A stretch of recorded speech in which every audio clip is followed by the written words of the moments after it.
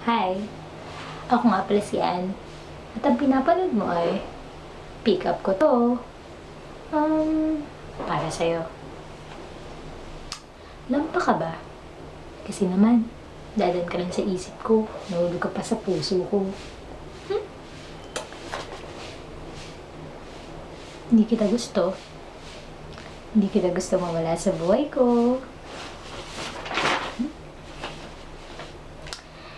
Hindi mo naman kailangang libutin pa yung buong mundo para mahanap yung true love mo. May address naman ako eh. So, mabigay ko sa'yo. Eto na oh. Papel ka ba? Gusto kasi kitang pangalanan para hindi ka na mahingi ng iba. Easy. Ayoko na sa sarili ko. Ayoko na. Gusto mo?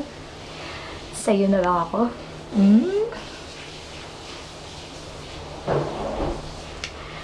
Sana ikaw na lang yung pinakamahirap na subject para kahit anong mangyari, sa'yo lang ako babagsak.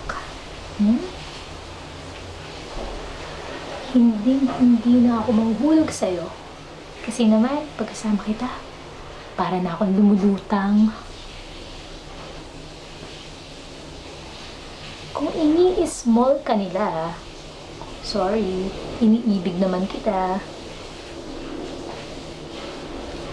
Teka, sira yata yung cellphone ko. Wala kasi dito yung number mo eh. Hingi nga. Hingi.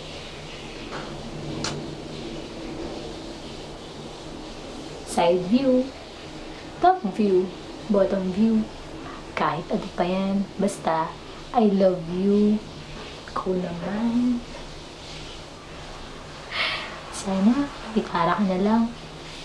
Para habang kumakanta ako, yakap-yakap kita. Sarap, no? Wala na ako ibang maisip.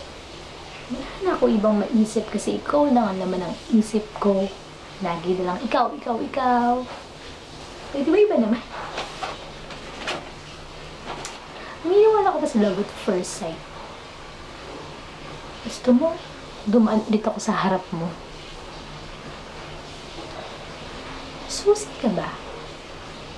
I mean, susi. Kasi, nakapadlock yung puso ko. Baka naman pwedeng pakibuksan mo. Gusto mo ba ng Magnum? Magnum #1 sa puso ko. Tara na nga, sa cemetery tayo. Dalawin natin yung puso kong patay na patay sa'yo. Alam mo, hindi na kita mahal. Kasi, mahal na kita. Easy ah. Kaya nga invento yung salitang I love you eh. Para sabihin ko sa'yo, ikaw talaga. Aanin ko pa yung relo ko. Ipagkasama naman kita. Laging nung huminto yung oras ko. Para kang kabayo. Kasi naman, pinapatigidig mo yung puso ko eh. Benta mo na yung bahay mo. Kung ako sa'yo.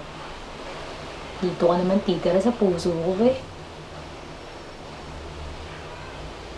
May kakambal ka no. Kasi nasa isip na kita. Nasa puso pa kita eh.